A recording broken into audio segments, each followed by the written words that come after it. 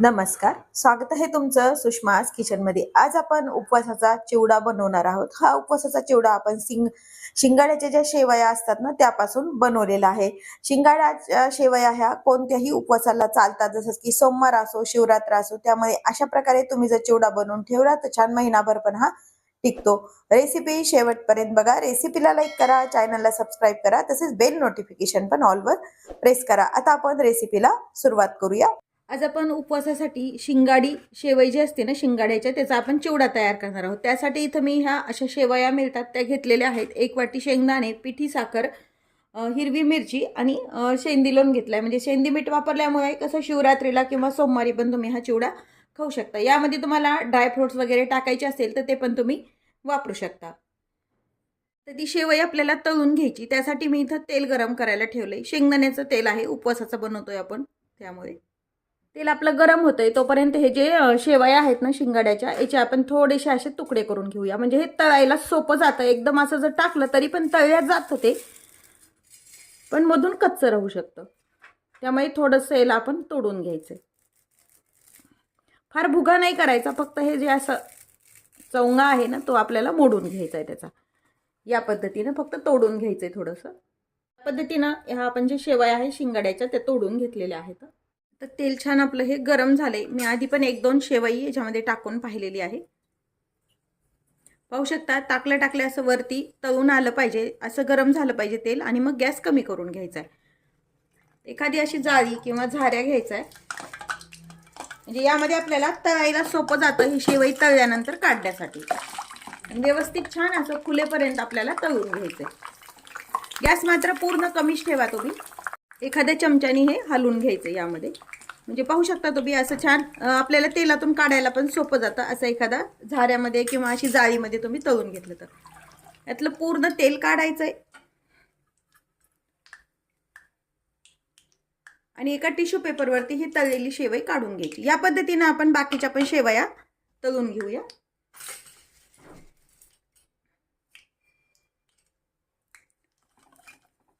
मस्त छान चिवडा हा तयार होतो आणि तयार करून तुम्ही 1 महिनाभर पण ठेवू शकता।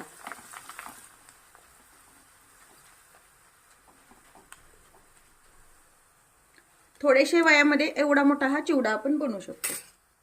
आता हे पण पुन्हा यावरती काढून घेते मी। शेवया तळून घेतल्यात। आता त्याच याच्यामध्ये झाऱ्यामध्ये टाकून आपण शेंगदाणे तळून घ्यायचे। यामध्ये काजू बदाम पण टाकू शकता तुम्ही, किंवा सुक्या खोबऱ्याचे काप, जसं आपण बाकीचा चिवडा बनवतो तसा पण तुम्ही बनवू शकता। शेंगदाणे छान खुसखुशीत होईपर्यंत तळून घ्यायचे। तर शेंगदाणे छान तळून झालेत, एका ताटामध्ये काढून घेऊया। आता हिरवी मिरची टाकून तळून घ्यायची।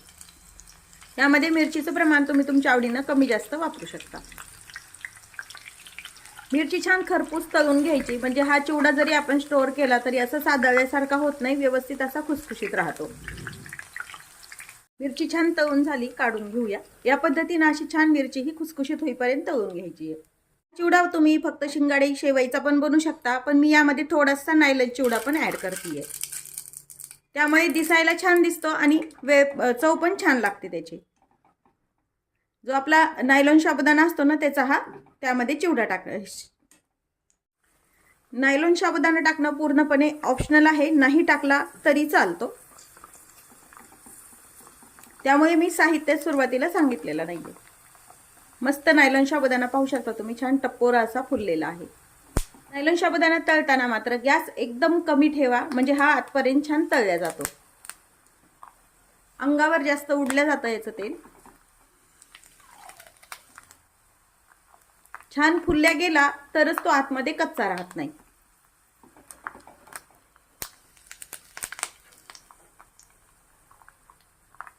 आता हा छान फुलल्या गेलाय, छान तळून झालाय, ताटामध्ये काढून घेऊया। अजून थोडासा नायलॉन साबुदाणा मी तळून घेतेय। तेल कडकडीत गरम पाहिजे तळताना, आणि मग नंतर गॅस आपला कमी करून घ्यायचा। साबुदाणा छान तळून झालाय, गॅस बंद करूया। आता ह्या ज्या तळलेल्या शेवया आहेत एका मोठ्या भांड्यामध्ये काढून घ्यायच्यात, म्हणजे आपल्याला याला मीठ वगैरे छान लावून घेता येतं। शिंगाड्या शेवईमध्ये ऑलरेडी मीठ असतं, त्याप्रमाणे याला मीठ वापरायचं आहे आपल्याला. हे जे तळून घेतलेला नायलॉन चिवडा आहे, शेंगदाणे मिरची यामध्ये टाकून घ्यायची. आता यावरती थोडंसं मीठ टाकून द्यायचे. शेंदी मीठ वापरायचं, म्हणजे कोणत्याही सोमवारच्या वगैरे उपासाला खाता येते. आणि थोडीशी पिठी साखर. यामध्ये तुम्हाला जर हवा असेल झणझणीत असा तर तुम्ही लाल तिखट पण वापरू शकता. आणि हलक्या हाताने हे छान सर्व मिक्स करून घ्यायचे. जे टोपला आहे ना, असं तुम्ही या पद्धतीने पण छान मिक्स करू शकता. हा चिवडा एअरटाईट कंटेनरमध्ये जर भरून ठेवला, थंड झाल्यानंतर भरून ठेवायचा, मात्र हवा अजिबात लागू द्यायची नाही त्याला. थंड झाले की लागली तुम्ही डब्यामध्ये भरून ठेवायचा. अगदी छान महिना दीड महिना पण टिकतो. अगदी कुरकुरीत पाहू शकता तुम्ही, असा हा चिवडा तयार होतो. आणि हा साबुदाणा पण किती छान तळल्या गेलाय हे पण तुम्ही पाहू शकता. अजिबात आतमध्ये थोडा पण राहत नाही. तळण्याची व्यवस्थित काळजी घेतली तर छान हे चिवडा अगदी तळल्या जातो घरचे घरी. उपवासाचा शिंगाड्याचा चिवडा तयार आहे. रेसिपी कशी वाटली हे कमेंटमध्ये नक्की सांगा. आणि तुम्ही शिंगाड्याच्या शेवईपासून कोणत्या कोणत्या रेसिपी तयार करता हे पण सांगा. रेसिपीला लाईक करा, चॅनलला सबस्क्राईब करा, तसेच बेल नोटिफिकेशन पण ऑलवर प्रेस करा. अशाच नवीन रेसिपीसोबत पुन्हा भेटूया. तोपर्यंत बाय बाय. व्हिडिओ पाहिल्याबद्दल धन्यवाद.